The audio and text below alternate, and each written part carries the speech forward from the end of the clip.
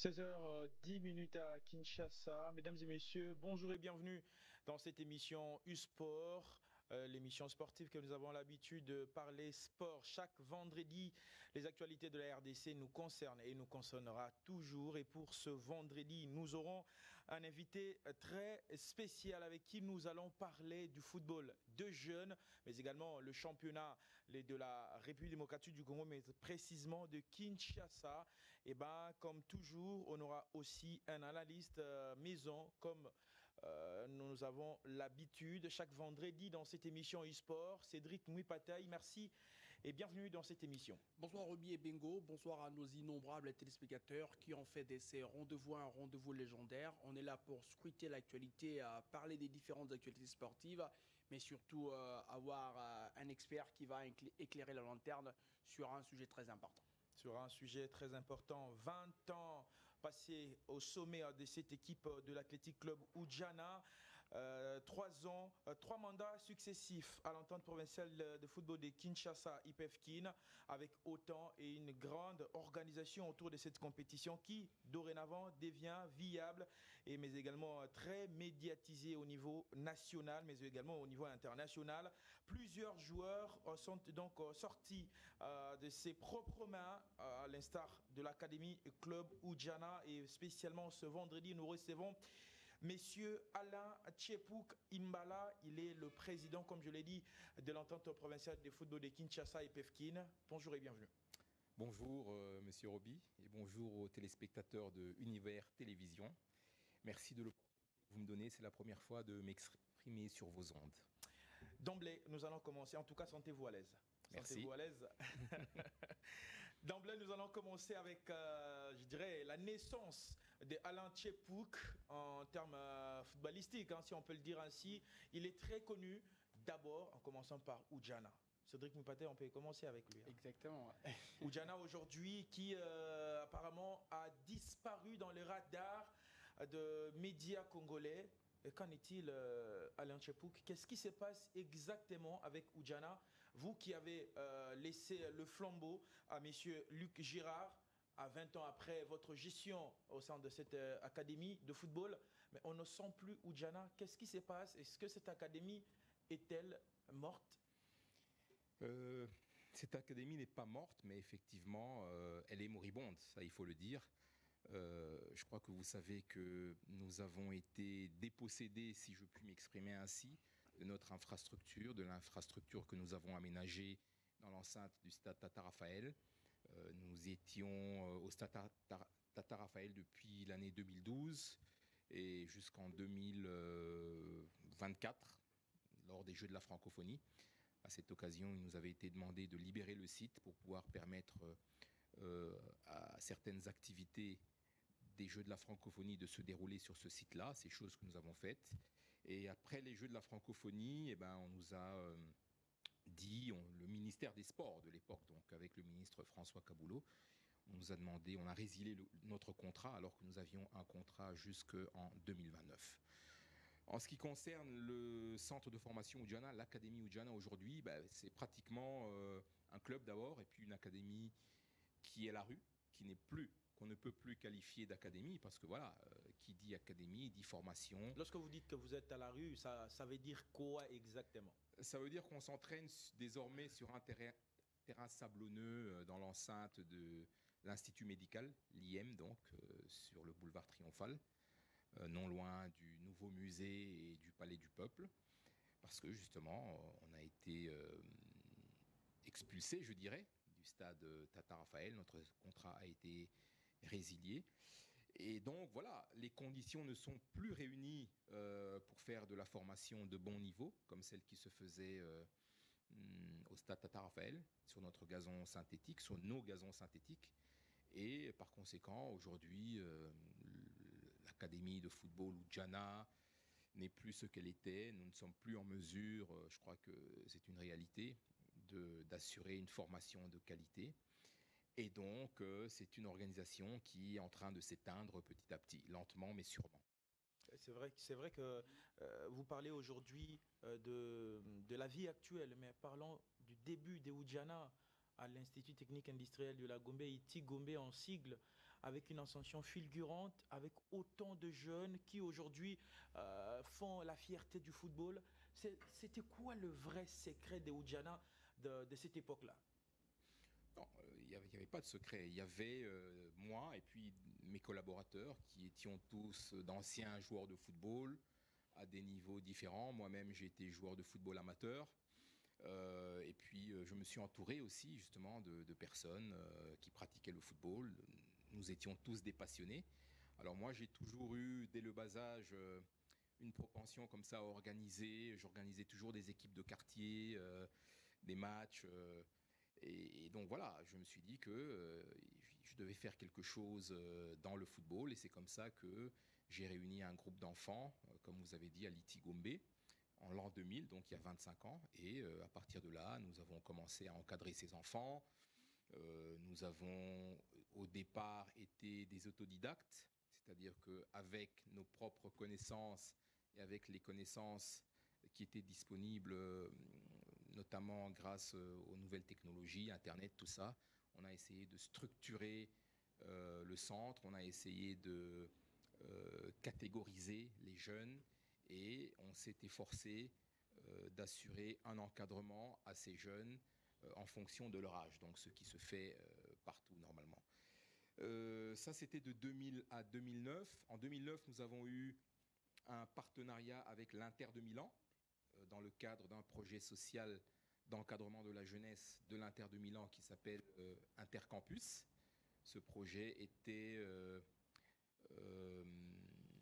existait dans 32 pays à l'époque, donc 2009-2010.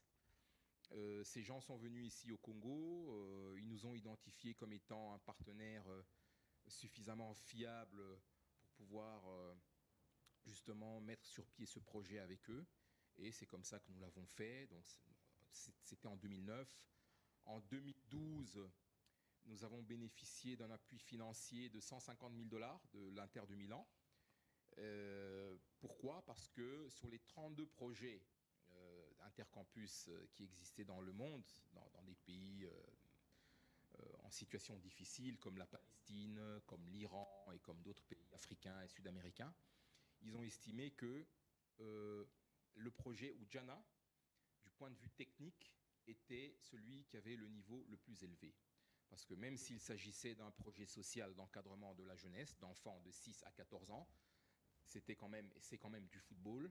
Et donc, le premier critère, c'est quand même le niveau technique. Donc, ils ont estimé que techniquement, les jeunes enfants, les adolescents congolais étaient très valables. Et à partir de là, ils ont aussi fait une évaluation du partenaire que nous sommes, donc les dirigeants de cette organisation Oudjana, et ils ont estimé que voilà, nous étions le meilleur projet intercampus sur les 32 projets existants sur la planète. Et c'est à ce titre qu'ils nous ont alloué une enveloppe de 150 000 $ à travers l'UNICEF. Et c'est avec ces fonds que nous avons été au stade Tata Raphaël, sur le site que vous connaissez, qui à cette époque était une décharge. Parce qu'au début des années 2000, la décharge de Mpassa n'existait pas encore, à l'époque du gouverneur Théophile Bemba. Et c'est le stade Tata Raphaël, le terrain du parc 1 et 2, qui avait été identifié comme étant dépôt transitoire pour toutes les ordures ménagères de la ville de Kinshasa. Donc nous avons été là-bas, nous avons récupéré une décharge publique, et avec ces fonds, nous avons commencé à faire de l'assainissement pendant 3 ans, de 2012 à 2015. On a assaini, on a évacué des milliers et des milliers de mètres cubes d'ordures. Ensuite, nous avons nettoyé, c'est le cas de le dire, le sol, la terre, filtré, tamisé. Et puis, nous avons commencé à planter de la pelouse, etc. etc. Ensuite, en 2015, j'ai fait la connaissance d'un monsieur, un monsieur italien, monsieur Mario, que vous connaissez certainement, qui lui était un homme d'affaires ici à Kinshasa, et je lui ai parlé du projet Oudjana, je l'ai emmené là-bas, il a estimé que c'était un bon projet, et il a décidé de nous accompagner parce que justement, lui avait une certaine capacité que moi je n'avais pas, de lever des fonds, notamment parce qu'il était très proche du pouvoir en place à l'époque. Je crois que c'est pas un secret. Et donc, il nous a permis d'évoluer. Il faut reconnaître. Il avait cette capacité, je disais, à lever des fonds. Et donc, c'est là que Oudjana a obtenu son ascension fulgurante dans le monde des affaires, si je peux dire. oui et non. Ascension fulgurante en termes de notoriété, oui. Ouais. Mais dans le monde des affaires, non. Je ne sais pas exactement qu'est-ce que vous entendez par monde des affaires. C'est-à-dire le marketing de joueurs, la vente de joueurs, etc. Les va-et-vient aussi de Oui, la RDC en oui, oui. Europe, etc. Oui, oui, il nous a permis, justement, à travers sa capacité financière, à faire 2 voyages en Europe, en Italie, au tournoi de Viareggio. Et il nous a permis aussi d'acquérir des pelouses synthétiques et de construire des bâtiments.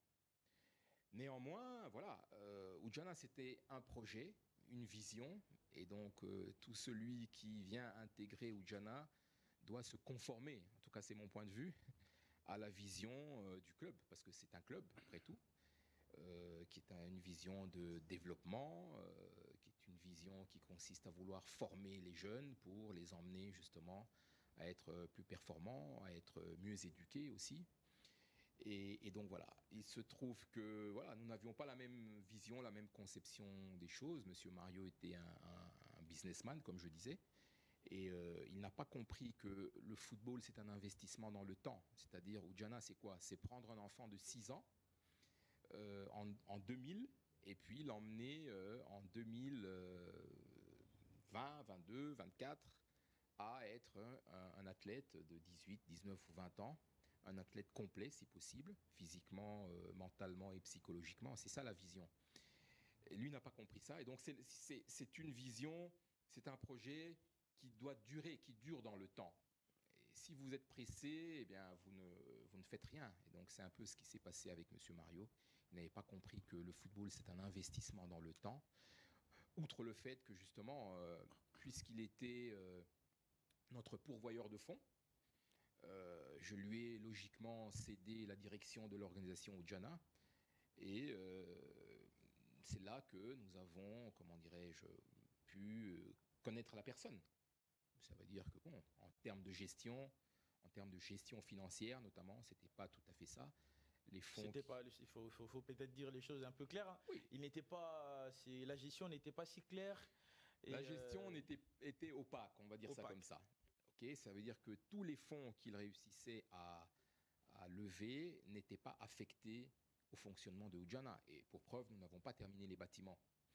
Et donc, c'est à partir de ce moment-là que moi, j'ai commencé à tirer la sonnette d'alarme auprès de ces pourvoyeurs de fonds que je connaissais.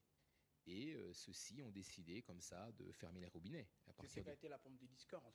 Et puis voilà, il s'est fait que chacun est parti sans savoir qu'est-ce qui s'était vraiment passé. Non, chacun n'est pas parti. Monsieur Mario a jeté l'éponge, c'est-à-dire que et le problème était vous, selon lui. Étant devenu incapable de continuer à lever les fonds dont je vous parlais, il a estimé qu'il devait quitter le pays. C'était une question d'intérêt, et cet intérêt vous profitez. Et puis vous étiez vous-même devenu aussi contre ces intérêts-là parce que ça mettait un peu en mal l'avenir de Oudjana, que vous présentez être votre propre enfant, qu'une autre personne voulait adopter, mais malheureusement... non, ce n'est pas tout à fait ça, monsieur, ce n'est pas tout à fait ça. Je disais tout à l'heure que Oudjana, c'était un projet, donc une vision. Donc celui qui vient à Oudjana, il doit se conformer à la vision. Mais la vision, je l'ai dit, je le répète, elle est très claire. C'est prendre des enfants, les encadrer et en faire demain des hommes d'abord, ensuite des athlètes. J'ai dit et je répète que si vous n'avez pas compris cela et que vous pensez que vous allez aller vendre des joueurs en Europe et que vous allez faire des millions, vous vous trompez. Parce que personne au Congo n'a réussi jusque-là à vendre des joueurs en Europe et à faire des millions. Bien sûr, il y a plusieurs joueurs congolais qui ont quitté le championnat de l'EPFKIN ou le championnat de la Lina Foot et qui sont partis en Europe, c'est vrai.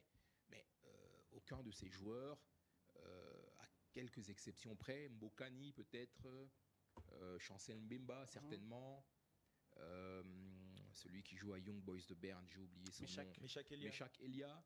Ce sont vraiment des exceptions. Okay, dans la grande majorité, les athlètes, les joueurs qui quittent le Congo ou Kinshasa et qui vont jouer en Europe n'y arrivent pas. N'y arrivent pas parce que la formation n'est pas encore au niveau. Quand je parle de formation, je veux dire, c'est pas seulement la formation sur le terrain de football, c'est pas seulement le contrôle de balle, c'est tout le reste. Le niveau d'instruction, l'éducation familiale. Ouais. Okay, nous sommes un pays, en tout cas nous sommes catégorisés parmi les pays pauvres, même si nous ne le sommes pas en réalité. Et donc nos athlètes, pour la plupart, mais les joueurs de Oudjana, ce sont à 90% des joueurs du camp Kokolo. Le camp Kokolo, c'est voilà, ce sont des enfants de militaires pour la plupart. Nos militaires ne sont pas riches, je crois qu'on peut le dire, et donc leurs enfants aussi, ce sont des enfants qui ont beaucoup de carences, beaucoup de lacunes du point de vue éducationnel, du point de vue de l'instruction, du point de vue de la nutrition même, parfois, il faut le dire. Messieurs Alain Tchepouk, en parlant de joueurs, nous voulons vous présenter une petite image et on aimerait avoir votre commentaire. Est-ce qu'aujourd'hui vous parlez de joueurs qui viennent de Oudjana, qui n'ont pas des familles si aisées que ça, mais on a constaté après la formation au sein de Oudjana, nous avons un avenir.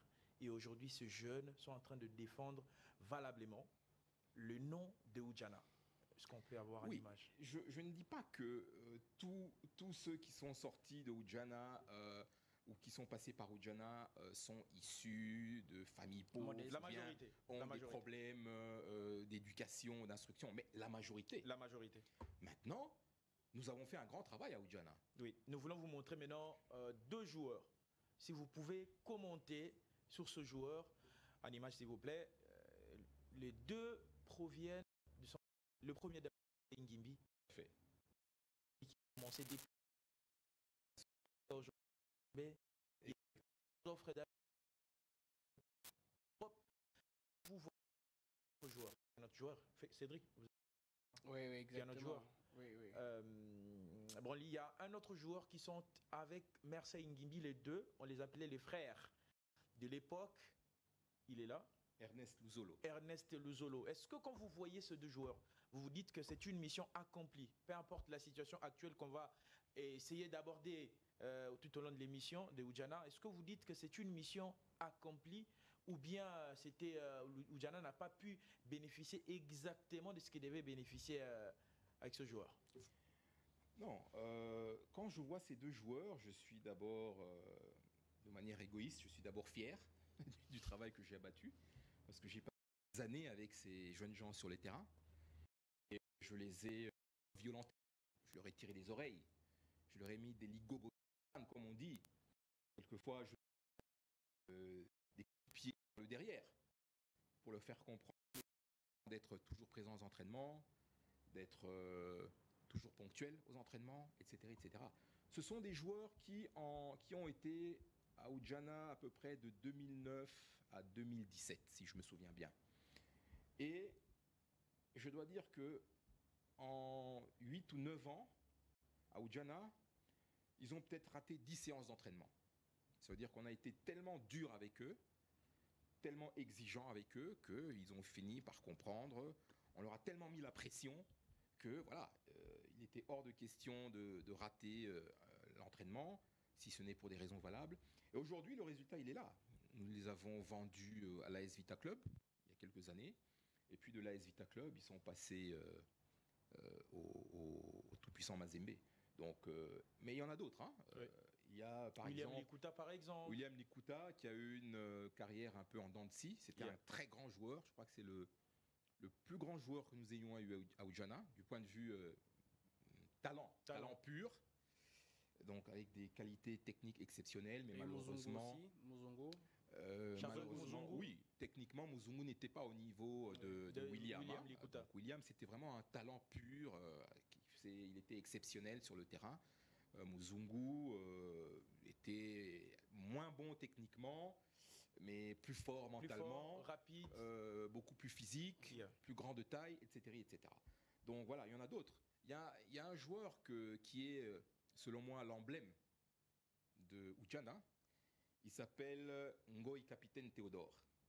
D'ailleurs, aujourd'hui, il est l'entraîneur adjoint de Maniema Union. De Maniema Union, Oui, oui. ouais, Voilà. ouais, je connais. Théodore Ngoï est arrivé à Oudjana à l'âge de 7 ans. Donc voilà, il a été avec nous, il a fait tout son cursus à Oudjana, toutes les équipes de jeunes, les équipes d'âge. Ensuite, il a été joué dans des clubs comme Sangabalende et d'autres clubs encore en première division, si je me souviens bien. Je dis que c'est l'emblème de la réussite, si vous me permettez, de Oudjana, parce que voilà, c'est un joueur que nous avons encadré. C'est un joueur pour qui nous avons assuré la scolarité aussi, Ok. parce que nous savions qu'il était d'abord très bon techniquement, il était intelligent, il avait une très bonne éducation. Et donc, il était issu d'une famille monoparentale. Et donc, nous avons estimé qu'il fallait aider, et nous avons bien fait, parce qu'il a terminé ses études, il est licencié, il a été un très bon joueur de football, même s'il n'a pas fait une grande carrière. Ensuite, il a été un très bon entraîneur. D'ailleurs, il a été plébiscité il y a 2 ans, je crois, meilleur entraîneur de l'EPF Kin. Mais meilleur jeune d'ailleurs, Meilleur jeune et puis Oui. entraîneur de l'EPF Kin. entraîneur de l'EPF. Donc c'est tout à fait logique que les gens de Maniema Union soient venus le récupérer pour l'emmener là-bas. Et je pense qu'il a aussi contribué aux performances de Maniema Union ces dernières années, notamment la participation à la Champions League africaine, je crois. Avant de fermer Donc, peut-être voilà. la parenthèse ou la page réservée à Oudjana, partant de la génération Muzungu, Mersey Ngimbi, il y avait aussi un autre joueur qu'on appelait Kilicho à l'époque, le numéro 3, Kilicho à l'époque, un peu mince, à l'époque à Liti Gombe, gaucher et consort. Oui, oui, oui, oui. Je Qu'est-ce me que souviens. vous regrettez partant de toutes ces générations? Parce que nous, on a eu la chance de suivre Oudjana depuis Liti Gombe jusqu'à Tata Raphaël. Qu'est-ce que vous regrettez? Mais aussi les clauses qui liaient Oudjana à l'État congolais pour que ça finisse mal. Écoutez, ce que je regrette, pour répondre à votre question, c'est que justement, on n'est pas encore compris dans ce pays, dans notre pays, que si on parle de développement, du sport, eh bien, il faut construire à la base. Ça veut dire qu'il faut promouvoir la pratique du sport, il faut faciliter la création de centres de formation, toutes disciplines confondues. Et c'est ça qui va nous permettre demain de rayonner sur le plan international en tant que puissance sportive. Mais bon, on n'a pas encore compris ça chez nous. Quand je dis on n'a pas encore compris ça, c'est parce que vous avez un ministre des Sports, le ministre François Kaboulot en l'occurrence, qui lui-même est l'architecte de la descente aux enfers de Oudjana, dans le sens que vous avez un individu qui est arrivé là-bas et qui, bien qu'étant un journaliste sportif, ne maîtrise pas les rouages du sport, ne maîtrise pas ce que ça comporte de pouvoir créer un club, une académie, faire un athlète, fabriquer un athlète, si vous me permettez l'expression, c'est un minimum de 20 000 heures de formation. Donc si vous prenez un jeune de 6 ans, vous le formez jusqu'à l'âge de 18 ans, quand il sera adulte compétitif, eh bien vous faites 20 000 heures divisé par 12, ça vous fait un certain nombre d'heures de formation par année. C'est ça la réalité. Et je vais ouvrir une parenthèse, c'est la raison pour laquelle nos léopards, en réalité, sont des binationaux.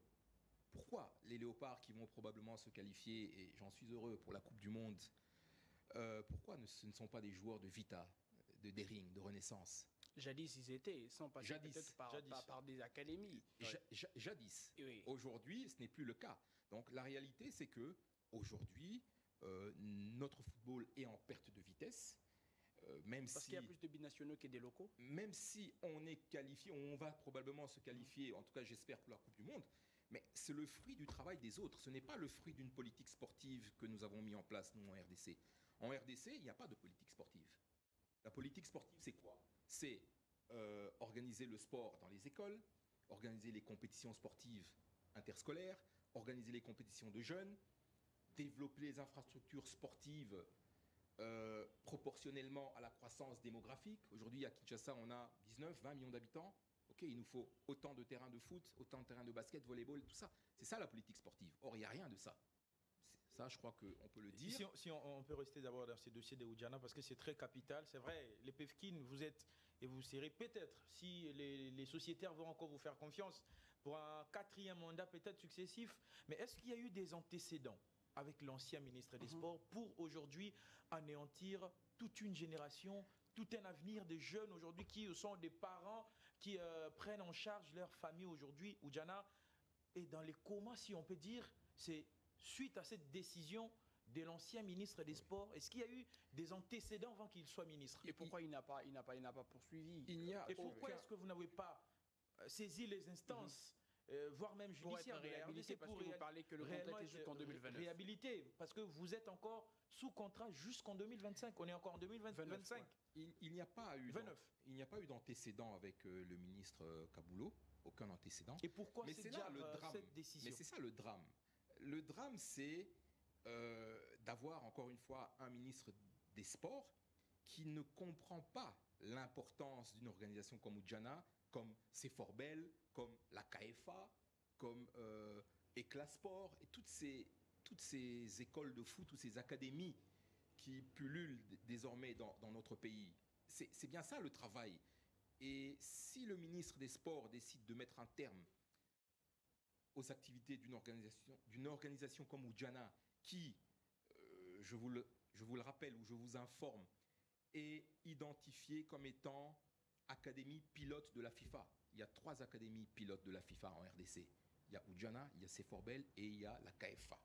Parce que ce sont les 3 académies qui remplissent les conditions minimales pour être appelées académies, c'est-à-dire des infrastructures, c'est-à-dire des équipes d'âge, c'est-à-dire un programme de formation qui répond à certaines règles, c'est-à-dire des entraîneurs qui ont suivi le cursus, licence D, licence C, et licence B, etc., etc.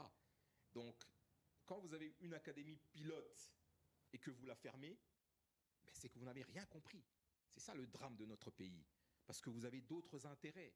Parce que d'autres personnes, parce que depuis le temps, depuis les 13 ans que nous avons passés au Stade Tata Raphaël, un de mon travail a été de me battre pour conserver cet outil de travail. Parce que cet outil de travail était envié de tous. J'ai été convoqué à l'ANER, j'ai été convoqué dans les parquets, j'ai été convoqué même à la DGM pour me justifier, de la présence de Oudjana sur ce site-là. C'est pour vous dire que il y a plusieurs personnes, il y a énormément de monde qui ont essayé de s'approprier cette infrastructure. Donc voilà pourquoi je dis que j'ai passé du temps à me battre dans les instances pour conserver Oudjana. Donc, pour revenir à ce que je disais tout à l'heure, le drame de notre pays, et pas seulement dans le sport, si vous me permettez, c'est que vous avez des gens qui, par des mécanismes, se retrouvent à occuper certaines fonctions, mais qui n'ont pas les qualités requises pour le faire, qui n'ont pas peut-être les compétences pour le faire, et qui, par conséquent, ne comprennent pas le bien fondé d'une organisation comme Seforbel, ou comme Éclat Sport, ou comme Lokolomoto. Je ne sais pas si vous connaissez Lokolomoto. Oui, Lokolomoto aussi, aujourd'hui, est moribond, est une académie qui est moribonde, et comme d'autres. Parce que, justement, le football, c'est dur. L'encadrement de la jeunesse, c'est dur. C'est un investissement dans le temps. Donc, quand vous avez des individus qui arrivent au ministère des Sports et qui ne comprennent pas la marche à suivre, qu'est-ce qu'il faut faire pour faire que demain, la République démocratique du Congo puisse, à travers le soft power, c'est quoi? C'est la capacité qu'a un pays de rayonner à travers les performances de ses athlètes, à travers la notoriété de ses artistes, chanteurs, peintres, musiciens, etc., etc. C'est ça le soft power. Président, le soft power est une arme que, pardonnez-moi d'ouvrir une parenthèse, que nos ennemis utilisent très bien. Par exemple, le Rwanda, qu'a fait le Rwanda? Ils ont été payés, le Paris Saint-Germain, visite Rwanda. Ils ont été payés Arsenal, visite Rwanda. C'est ça le soft power. Ça veut dire que quand le PSG et Arsenal jouent, que vous le vouliez ou pas, vous allez voir le mot Rwanda à la télévision et partout. C'est ça le soft power. C'est utiliser le football comme un vecteur pour pouvoir élargir sa notoriété, pour pouvoir se faire une belle image, etc. etc. Chose qu'on n'a pas pu profiter avec Oudjana. Non, on n'a pas pu profiter comme Oudjana, parce que Oudjana n'est pas à ce niveau-là, mais c'est pour faire le lien avec la capacité ou l'incapacité de certains de nos acteurs politiques à poser les actes qu'il faut pour emmener la RDC au niveau où la RDC doit être. Ici, on parle du sport, on parle de Oudjana. Oudjana a été un instrument de développement pour le football congolais et on l'a tué. Et qui l'a tué? C'est l'État congolais qui l'a tué. Cher Président, parce que vous parlez de l'État, justement, je voudrais rebondir. Aujourd'hui, cette partie est occupée par un club dont son président aurait, je suis au conditionnel des accointances avec le gouvernement, je suis au conditionnel. Avez-vous une dent contre ceux qui ont donné cet endroit au président Chimanga qui gère aujourd'hui, qui a presque une vision qui avoisinerait la vôtre avec la promotion des différentes disciplines sportives? Garderez-vous une dent contre ceux qui lui ont donné ou contre lui qui occupe actuellement quand vous passez par hasard et voir les Aigles du Congo? Écoutez, moi je ne garde de dents contre personne. Oui. C'est-à-dire que je suis en train de tourner la page. Je ne suis plus sur les terrains. Oui. En termes de formation, je ne suis plus en capacité, puisque dépourvu d'infrastructures, d'assurer la formation comme je le faisais. Aujourd'hui, c'est le président Chimanga qui le fait, c'est très bien. J'espère qu'il aura la force de faire 25 ans sur les terrains de football comme moi je l'ai fait. Donc je ne garde pas une dent contre lui. Pourquoi? Il a adressé une demande au ministère des Sports et le ministère des Sports lui a attribué. Pourquoi je dois garder une dent contre lui? Je ne garde aucune dent ni contre lui ni contre personne. Les personnes qui ont fermé Oudjana, écoutez, je ne garde pas une dent contre eux non plus, parce que qu'est-ce que vous voulez? C'est plutôt triste. Je suis plutôt triste pour eux, parce que ils sont les artisans de la chute d'une organisation comme Oudjana, qui, je le répète, était de la plus grande importance, puisque à travers les activités de Oudjana, c'est entre 5 et 8 000 jeunes qui gravitaient.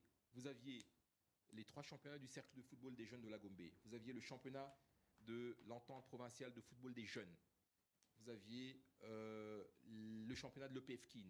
Donc il y a beaucoup d'activités, la Ligue nationale de football des jeunes, les séances d'entraînement des arbitres de la LIFKIN. Donc Oudjana est une infrastructure qui avait été pensée pour servir le football, et c'est ce qui a été fait. Nous l'avons mise à la disposition du football, et nombreux sont ceux, ou bien les structures, les organisations qui en ont bénéficié. Donc c'est ça plutôt la tragédie, c'est avoir mis fin à cela par, en fait, le ministère lui-même qui met fin à cela. Ça veut dire que le ministère ou le ministre n'a pas compris. Voilà pourquoi je dis qu'il n'y a pas de politique sportive dans le pays.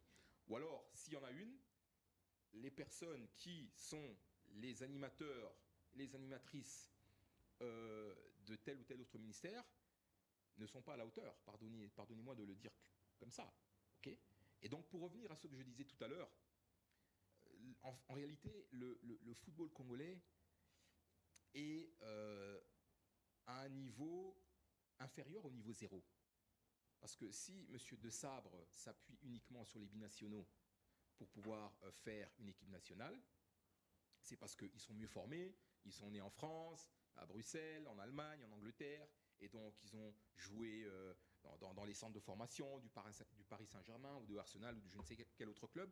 Donc ce sont des joueurs mieux formés. Nos joueurs sont très peu et très mal formés. Parce que, écoutez, prenons un club comme le Daring Club Motema Pembe, qui a été créé en 1936. Donc ça va faire bientôt un siècle d'existence. Mais le Daring Club Motema Pembe, ça fait seulement quelques semaines ou quelques jours qu'il a sa propre infrastructure, son propre terrain au stade Cardinal Maloula. Mais pendant près d'un siècle, où a été le DCMP? Où a été l'AS Vita Club? Où a été l'association sportive Bilima, qui a presque disparu? alors qu'à une époque, elle jouait la Coupe d'Afrique. Donc voilà pourquoi je dis qu'il n'y a pas de politique sportive. Il n'y a pas de politique sportive parce que personne n'a organisé les choses pour que ces clubs puissent se développer. Il n'est pas normal qu'aujourd'hui, l'AS Vita Club soit un club en difficulté, alors que c'était un grand club. Pareil pour des SMP. Oui. Renaissance, c'est un cas particulier parce que c'est un très jeune club. Bilima, comment se fait-il que l'AS Sodigraphe a disparu? Comment se fait-il que le football club Les Stars qui a produit plusieurs joueurs le président, sur le plan national. Le président Après est le décédé, décès de son président. Voilà, donc qu'est-ce qu'il faut faire à mon avis? Mais il faut revoir la forme juridique des clubs. Il faut peut-être sortir des associations sportives, des ASBL, pour aller vers des sociétés commerciales à objet sportif, là où vous allez ouvrir le capital à Vodacom, à RTL. Je ne fais pas la pub de Vodacom ici, mais c'est pour vous dire ce qui pourrait être fait. Il faut légiférer pour que les entreprises qui font les plus gros chiffres d'affaires, donc les sociétés de télécommunications, donc les banques, donc les sociétés brassicoles, donc les sociétés minières, il faut légiférer pour que celles-ci puissent bénéficier d'un dégrèvement fiscal, ok, à condition que celles-ci investissent massivement dans le sport. Comme ça, vous aurez la compagnie de téléphonie X qui va entrer au capital de l'AS Vita Club, la compagnie minière Y qui va entrer au capital de l'OC Renaissance. Donc, ils vont injecter des fonds, et donc il y aura un conseil d'administration, et donc il y aura une vraie gestion d'entreprise, de club, et donc il y aura des gros moyens, et donc vous pouvez bâtir des infrastructures, et donc vous avez la possibilité de mieux former des joueurs. Vous pouvez, dans un premier temps, prendre des entraîneurs mieux formés que les nôtres, qui ont fait Clairefontaine, comme Florent Ibengue, je crois, et comme d'autres. Et puis, vous allez faire de la formation sur place et élever le niveau de nos entraîneurs congolais, qui est pas mal déjà. Donc voilà un peu, c'est tout ça la politique sportive. Or, moi, je ne vois rien de tout ça. Okay. Je n'ai pas encore entendu un député à l'Assemblée nationale dire « Ah ben voilà, il faut faire en sorte que la société Tengue Fungurume puisse avoir un dégrèvement fiscal de 2 millions de dollars, mais que ces 2 millions de dollars aillent dans l'AS Vita Club, par exemple. » Président. Personne ne pense à ça. Vous parlez aujourd'hui de l'avenir des clubs. C'est vrai que vous gérez une grande entité sportive de Kinshasa parmi les championnats très réguliers. D'ailleurs, plus régulier de la RDC, c'est l'EPFKIN. Vous soulevez un point très capital sur la gestion de clubs, mais également les sponsoring. Jusqu'à aujourd'hui, pourquoi est-ce que les sponsors tardent à venir à l'entente provinciale des football de Kinshasa alors que c'est parmi les championnats les plus réguliers? Est-ce que c'est un manque de management au niveau de votre gestion? Eh bien, les sponsors tardent à venir tout simplement parce que compte tenu du fait que nous n'avons pas d'infrastructure sportive, de terrain de football, de stade ou de stadium en nombre suffisant, nous sommes obligés de faire jouer nos matchs le lundi matin à 9h, 11h, 13h et le mardi matin à 9h, 11h, 13h. À une heure où il n'y a pas d'audience. À cette heure-là, les gens ne vont pas au stade. À cette heure-là, les gens ne sont pas devant leur poste de télévision pour regarder un match de football. Le lundi matin, on travaille. Contrairement à la Lina Foot, qui, elle, se joue quelquefois pendant la semaine, mais aussi le samedi, plus le week-end, après-midi, le dimanche. Okay, donc, ce n'est pas intéressant pour un sponsor de venir sponsoriser le championnat de l'EPFKIN ou sponsoriser l'AC Oudjana ou bien TP Les Croyants, qui sont des clubs de l'EPFKIN. Ce n'est pas intéressant parce qu'il n'y a aucune visibilité.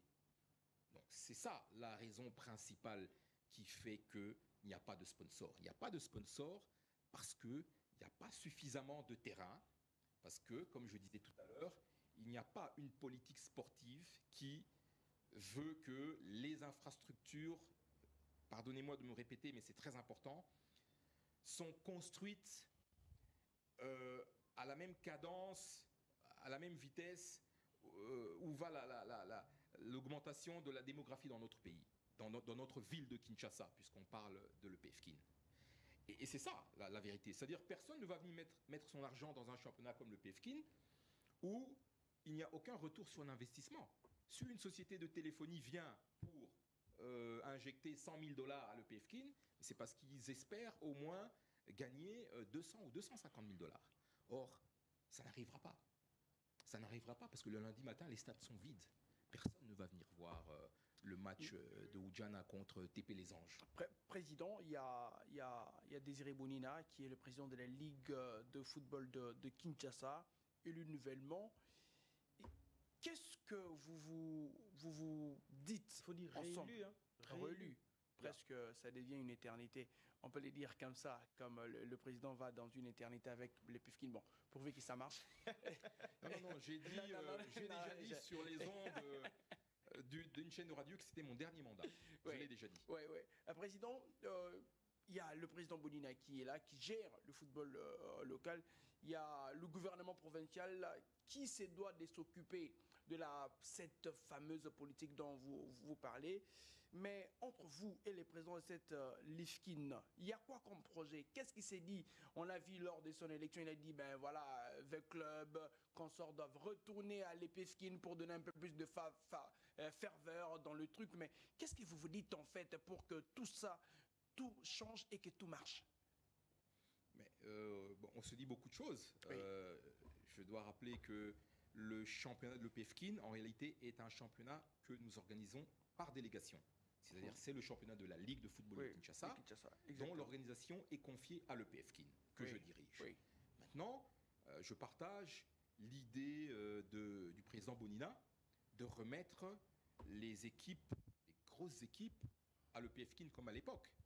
Parce que ça va non seulement redonner un engouement au championnat de l'EPFKIN, mais ça va surtout rendre beaucoup plus compétitive des équipes comme Vita, comme Maniema Union, comme Mazembe et comme d'autres qui ont la prétention d'aller jouer en Coupe d'Afrique. Mais je rebondis avant que vous ne continuiez. À l'époque, le président Omori disait que le club était fatigué par le nombre de matchs. Jouer l'EPFKIN, jouer la Ligue nationale de football dans sa phase autrefois pleuve consort. Et voilà pourquoi on avait voulu dégourdir les jambes de joueurs pour ne jouer que la foot. Et c'est ça. Oui, mais avec quel résultat? Avec le résultat que, à part cette saison et la saison passée où ça s'est bien passé au niveau de la Lina Foot, mais la saison précédente et celle d'avant, si je me souviens bien, donc 2021-2022 et 2022-2023, non, 2019-2020 et 2020-2021, le championnat de la Lina Foot a été interrompu. Parce que l'État s'était engagé, si vous vous souvenez, à prendre en charge le transport. Les déplacements des équipes. Ça a été fait pendant quelques mois. Quelques matchs. Et puis, après, je ne sais pas qu'est-ce qui s'est passé, mais l'État n'a plus été en mesure d'assurer ce transport donc, des équipes à travers la République. Et donc, qu'est-ce qui s'est passé? Nous avons eu deux saisons où le championnat de la Liga Foot s'est très mal joué. Je crois que vous le savez mieux que moi. Exact. Okay? Alors, comment voulez-vous qu'une équipe qui a la prétention d'aller jouer la Champions League africaine, comme Maniema Union, y aille avec 5 ou 6 matchs dans les jambes, avec un championnat où vous jouez après 15 jours ou après 3 semaines? Comment voulez-vous que cette équipe, que ces athlètes soient compétitifs s'ils ne jouent pas tous les 7 jours, tel que cela est recommandé? C'est ça un championnat. Un championnat, c'est que vous jouez tous les week-ends.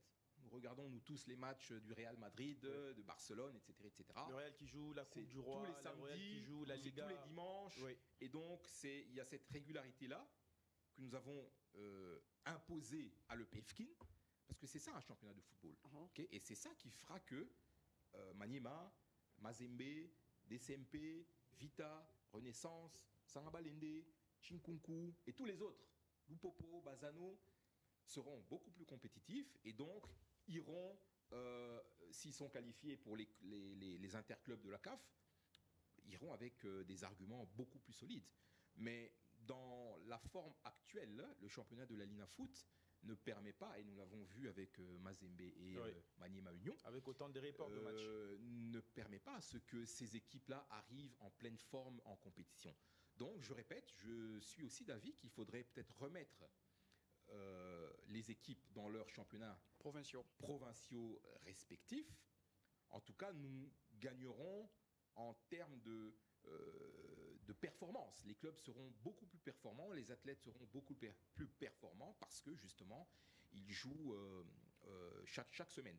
Mais je voulais un peu revenir en arrière sur ce que vous disiez tout à l'heure par rapport à la politique sportive et par rapport au fait que les clubs de football en réalité dans notre pays, dans leur forme actuelle, les clubs ne peuvent pas se développer. Parce que prenez des clubs de la Liga Foot, en dehors des grands clubs, des clubs de seconde zone, on va dire, avec tout le respect que nous avons pour eux, comme l'AC Kouya, comme Rangers, comme Céleste JFC, FC, par comme exemple. Céleste, etc., etc. Ce sont des clubs qui dépendent uniquement, comme Sodigraph et comme FC Les Stars, de la capacité financière de leur président.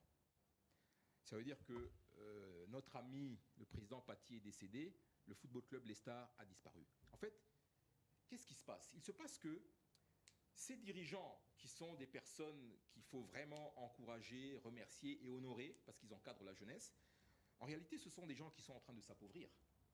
Parce que de toute façon, Rangers ou Kouya n'a pas la capacité d'aller jouer une Champions League ou une coupe de la CAF.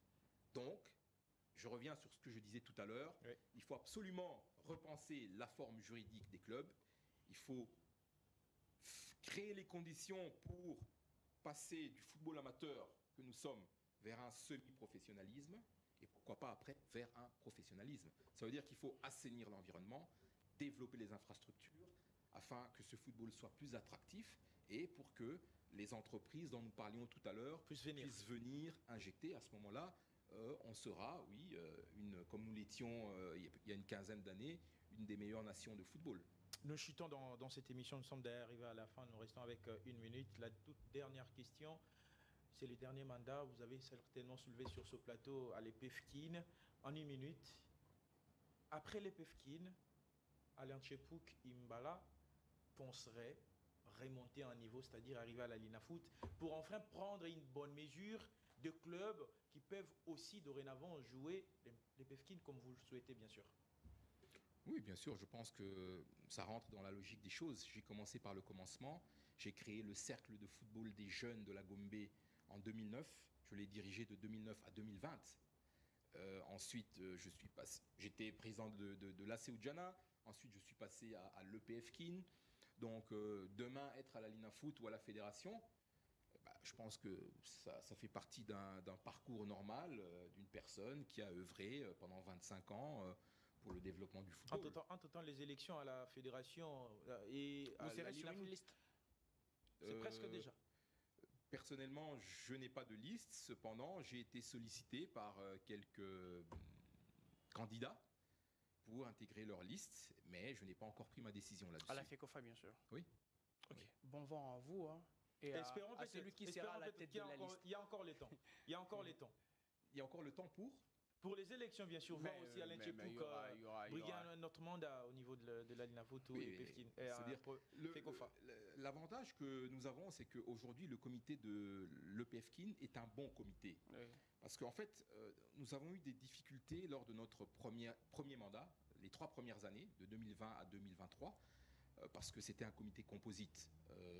J'ai trouvé des gens qui étaient là et qui n'avaient pas nécessairement la même vision que moi, et donc il y a eu beaucoup de tiraillements. Ça a été 3 années très difficiles. Mais depuis qu'on est passé aux listes, donc le comité actuel est l'expression de ma volonté à moi d'avoir telle ou telle autre personne sur cette liste, c'est beaucoup mieux. Nous avons fait beaucoup de progrès à l'EPFKIN en termes de gouvernance notamment, avec la bancarisation, avec une gestion des finances qui est jusque-là correcte.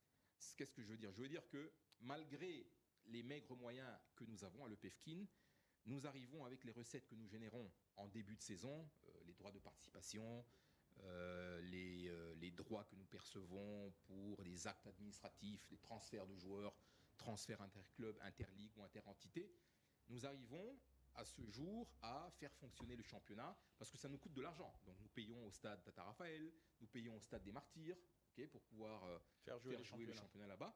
Donc nous avons fait beaucoup de progrès de ce côté-là à l'EPFKIN en termes de gestion, en termes de gouvernance aussi. Et donc c'est une très bonne chose. Merci beaucoup, messieurs Alain Tchepouk Imbala.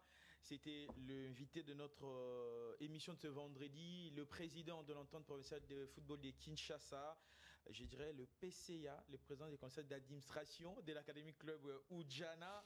Et ben, à venir peut-être président de la Lina Foot ou carrément de la Fédération congolaise de football association. Seul l'avenir nous en dira plus. Merci à Cédric Mupataï. Merci beaucoup, Olivier Vengo. Et merci également à l'ensemble de l'équipe technique qui nous a accompagnés ce vendredi. Merci à vous, chers téléspectateurs, d'avoir pris tout votre temps pour nous suivre. Prenons rendez-vous donc le vendredi prochain pour une nouvelle émission. Au revoir.